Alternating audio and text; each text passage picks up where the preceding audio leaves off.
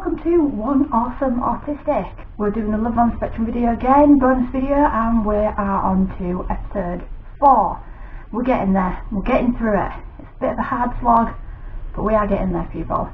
We've got Mark back in this episode, and finally we get to see a more successful date, because guess what? That's an actual reality. Some autistic people can actually date successfully, surprisingly enough. So I'm really glad that we've finally seen a date that isn't awkward. They get on from start to finish and seem to have a really good time.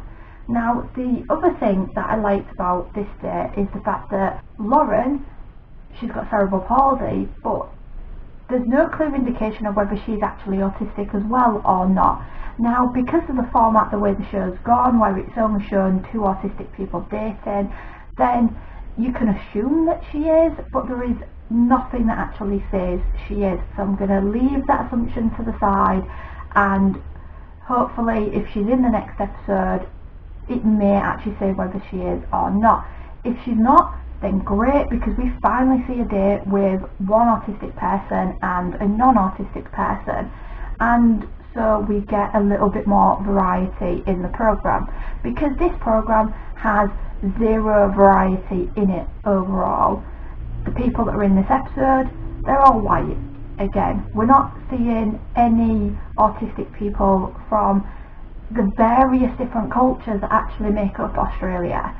And even though we're nearing the end of this season, they're still introducing new people to us. So we get two new people in this episode, and I'm going to talk a little bit about Olivia first, because I've got a little bit more to say about Olivia, and the whole situation is just a little bit more problematic for me as I see it.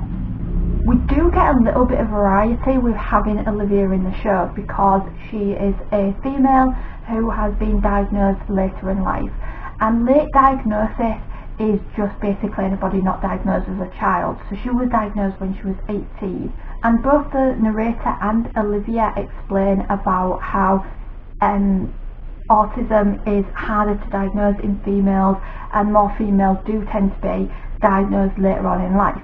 I mean, to me, you're preaching to the choir, because diagnosed at 35, which is the age I am now.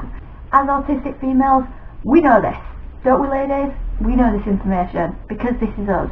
But this is something the wider population may not be aware of, so it's nice that they're including these little snippets of information to educate people about some of the complexities that make up autism spectrum disorders as a whole. And we get another person who is unsuccessful in their dates. So we're back to the normal narrative of this programme.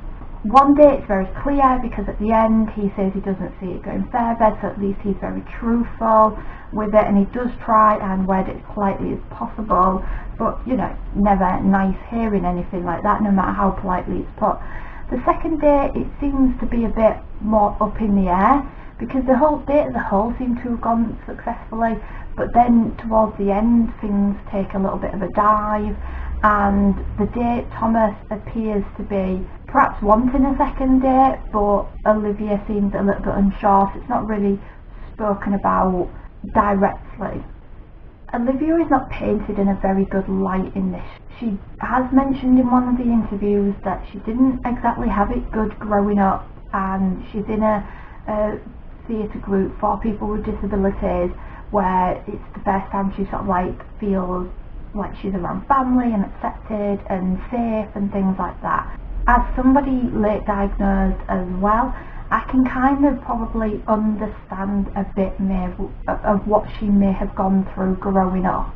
And the way it comes across in the show is that the smallest thing offends her.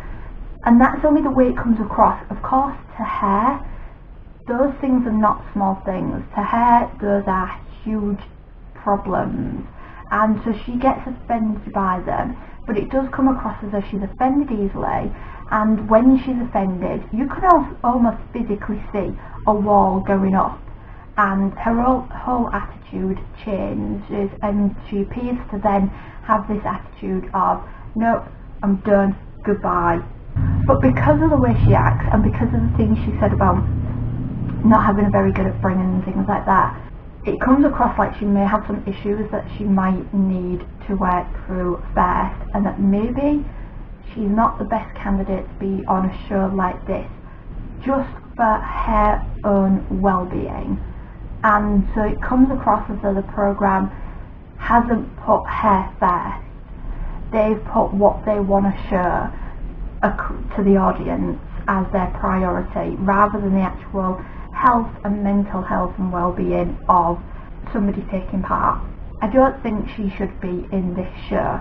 I know some autistic people are like that they get defensive, that they put a wall up and things like that, but it comes across as there may be something underlying or deeper there, rather than just she's doing it because she's autistic. But that's only the way it comes across to me. Anybody else watching it might see something completely different, and it might not be the case at all. It's just my perception of things. We've also introduced Andrew, and we don't see a whole lot of Andrew that we haven't already seen in other people taking part in this show. He lives with his parents, he has a job, he does appear to have the ability to be completely independent, because we see him while his parents are away, so we see him taking care of the household. But it's just a very, very similar character. It's another white male living with his parents. It's another Michael. It's another Mark. It's the same sort of character, so to speak. Because Olivia is the only person in this series that actually we've seen who lives on their own. And I'm pretty sure there's a lot of autistic people out there who do live independently. But anyway, back to Andrew. And I'd like to take this moment for a special mention of Andrew's talent. Those Connect things that he builds, that big clock that actually works, and the Ferris wheel that actually goes round, that is some serious talent and some serious patience. That was just amazing, and that blew me away more than probably anything in all of these episodes so far. Andrew tries speed dating, something we've already seen in the programme with Michael, and oh, guess what the programme decides to show us? Yes, that's right, decides to show us Andrew being awkward, because we haven't seen enough of autistic people being awkward, and we haven't got the message so far that autistic people are awkward in social situations, so let's show it some more. I'm getting really fed up with seeing the same thing over and over again now. It's repetitive and it's boring, because guess what, there are some autistic people out there that are awkward in social situations, but also, let me stress this as well, there are also some people who are not. So it'd be really good to get a bit more representation of autistic people as a whole. But at least he does get on with one lady, Evie, better than another lady that this shows, and they do actually end up matching. So they're probably going to go on a date. We're probably going to see that in the next episode. But the last sort of minute of this programme just kind of like irked me the wrong way, is probably the best way I can describe it. And that's because there's a character we don't see, which is Kian. And Kian is the guy that is behind the camera who is interviewing everybody taking part, all the parents and all the autistic people. By this point, we kind of know who Kian is. We've heard him a lot. The way Kian reacts and the way he treats Andrew once Andrew gets the news that he's matched with Evie is just a little bit, it just rubs me up the wrong way. To me, it looks like Kian talks to Andrew like a child. He's like, oh, well done Andrew, high five. Seriously? Is that how male non-autistic people actually react when one of them gets a date? I really need to ask my actual non-autistic male friends, because I've never seen any of them act like that. The children that I've worked with in the past, when they have actually managed to achieve a hard task, that's how I've spoken to them. So it comes across a little bit like Kian's talking to Andrew like a child, and I really hope it's a one-off and we don't see this happening again. Luckily, it's not something I've experienced. I've spoken to other autistic people that have experienced people treating them like a child or talking to them like they're a child once they know that that person is autistic. Because obviously being autistic means that we can't understand and can't have a conversation. But that's all that really happened in that episode. Like I say, it's very repetitive. Let's see, awkward date, awkward date, awkward date, awkwardness.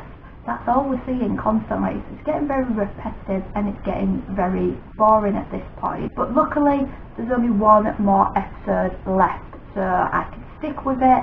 I'll get the final episode done and get that out for you guys next week. But until then, I'll see you in the next video. Bye for now.